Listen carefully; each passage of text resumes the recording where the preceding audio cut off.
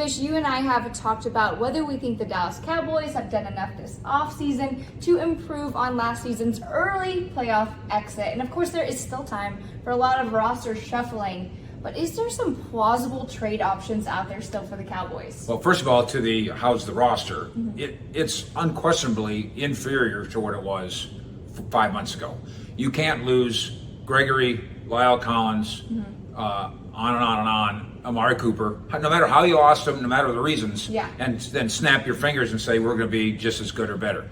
The draft, however, did identify all those issues and did do something about all those issues. We've been impressed with some of the rookies already. I think so too. And then now comes the normal romantic optimism. You've got Micah Parsons, who's basically on a off-season long campaign to bring good vibes to the Cowboys, and it's kind of cool.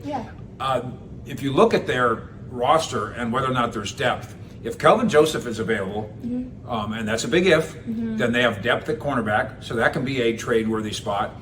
They do have a lot of defensive tackles, and we don't know at what level any of them can play. We think Sir Neville Gallimore can play at a high level. He's 15 pounds bigger, which is big, and we think Osa can play at a higher level. Then they got a bunch of guys. So somewhere in there, you could get to training camp, realize that you have a wealth of goods at those two positions, and maybe make a move. Okay, and some of those moves that we've been hearing about, is there anything that you're like, okay, this would make sense?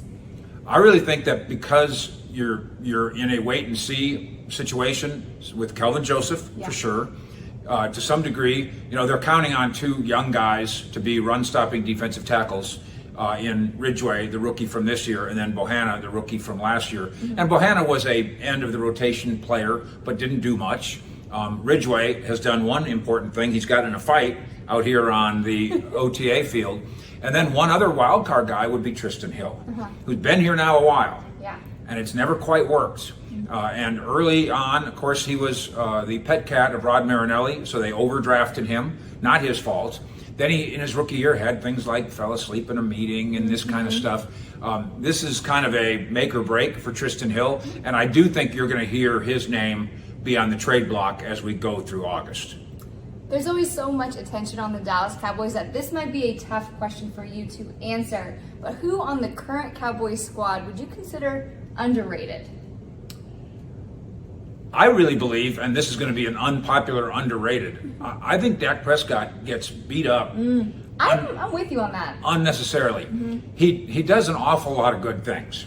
What he hasn't done is won a bunch of playoff games. I think he's on that list. And I do recognize that as much as maybe any player that I've covered, usually you can kind of determine what a guy is.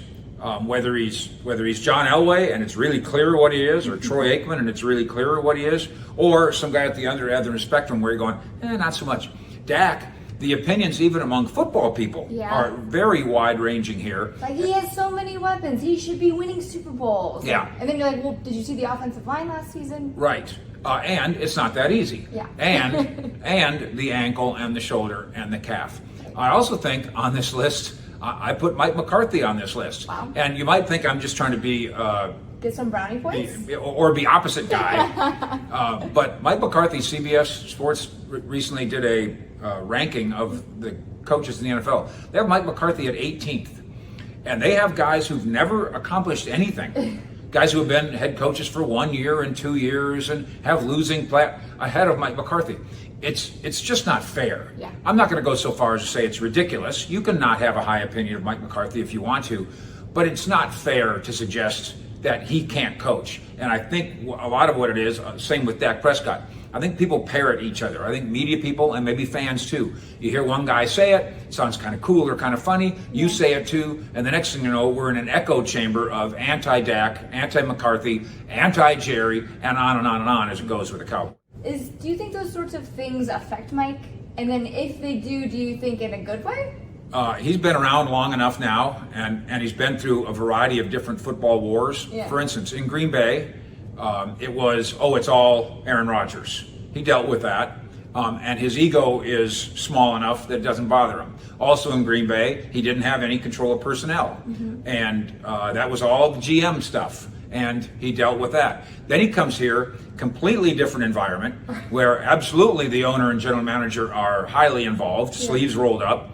and front and center. But Mike McCarthy, for the first time as a head coach, also has a voice, a big voice in personnel. So I think if you look through those different wrinkles of McCarthy's career, you come to the realization that he's able to swallow his ego. Yeah. He's able to let it be about Jerry or let it be about Aaron Rodgers and still go win a lot of football games. And I think that's where McCarthy gets a bad rap and where he gets underrated. Like Jason Garrett before him, that's a challenge. Putting up with this, and again, there's so many great benefits to it, but putting up with all of this is a lot different than Green Bay. That's very true. So whether Dalton Schultz is on the franchise tag or not, what do you think he brings to this Dallas team? He's going to put up the same kind of numbers that he has for the last 2 years, and that's impressive stuff. Some of that is as a security blanket and as a safety valve. That's not an insult. Some of it this year might be because Michael Gallup's not available to start.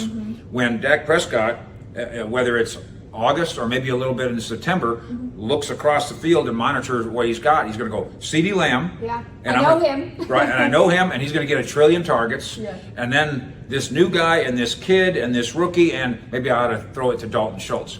I do suspect as we drag on here, getting to July 15th, which is the tag deadline, I wonder if the Cowboys even want to do a long-term deal. Yeah. I wonder if they're not thinking, you know what? $10.8 million, we're good for now. Let's see what we got. And maybe let's see what we've got in 2023 in the rookie Jake Ferguson. Yeah, I agree with you. I think it's kind of trending that way.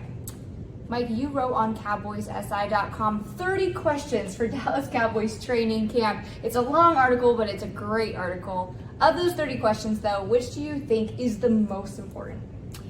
They've taken a step to solve the kicking thing by having competition there. That's good.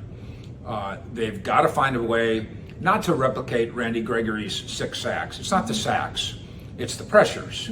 At the same time, and we point this out in that article, and I think Cowboy fans understand this too, what they did get rid of in Amari Cooper in a salary dump trade, in Lyle Collins where they just gave him away by releasing him, and in Randy Gregory, a contract situation that they botched because it was a number 1 priority. They didn't get it done. That means a mistake. Yeah.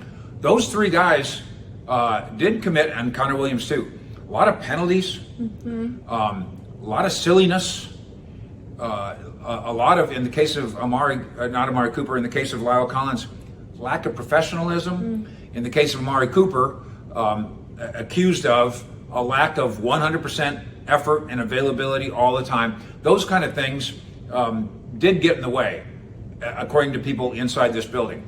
It doesn't explain well enough for me why you didn't get more for Amari Cooper, why you couldn't find somebody to give you something for Lyle Collins, and why you screwed up the Randy Gregory thing over fine print in a contract. But replacing those 3 guys, their talent, that's going to be a challenge. The Cowboys think that their draft class might do that. Speaking of the Cowboys sacks, DeMarcus Lawrence says he wants to take back the sack crown from Micah Parsons. So does that mean that Tank isn't going to miss all those games? Yeah, if you miss half the season, you're not going to do it. If you really follow the Cowboys with some level of intensity, you recognize Tank Lawrence is really good. And even in years when he's not putting up big sack numbers, which would be nice if he did, he still does so much, and he plays hurt all the time and grinds through it and drags himself through it. So a year, unlike last year, where he's got relatively complete health, he absolutely is a double-figure sack guy. And then if you get a healthy competition, maybe with a little money on the side of it, and you got 2 guys that are getting 10 or 12 or 13 sacks, the Cowboys defense with those 2 guys putting on that pressure, that can raise the whole level of everybody else. Then supplement that with Dante Fowler, who's been a star pass rusher in this league. Sam Williams, the rookie, who they think has something special. Out here on that last minicamp day, he had 4 sacks in 1 day. And then throw Torrance Armstrong into that mix as well, who they really like athletically. And there's enough bodies there to hopefully produce not just sacks, but also pressures on the quarterback, which are almost as important. I think it's important, too, for Micah Parsons, who it seems like he wins everything. For somebody to say, hey, I'm here, and I'm coming for you. It's interesting that we talk about the Micah Parsons challenges because Tank Lawrence gave him one. Trayvon Diggs is giggling back when Parsons says, I think I might lead the team in interceptions this year, even though Micah Parsons has never had an interception at the college or pro level.